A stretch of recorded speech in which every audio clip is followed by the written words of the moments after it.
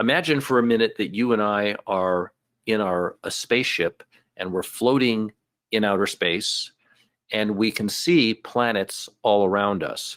We happen to know that if we get into the gravity field of one of those planets, that the further in we go, the more likely it is that we're going to be drawn to that planet. And prices act something similar to that. The thing that makes the square principle unique is that long before our spaceship gets into that gravity zone where we're going to get pulled into that specific planet, and of course, I'm talking about that specific price, long before we get into that gravity zone, the square principle is forecasting that the market needs to do something. Like this intraday trade today, the market was going up at the time. It wasn't going down. It wasn't anywhere near 39.64 to 63. It was moving away from it.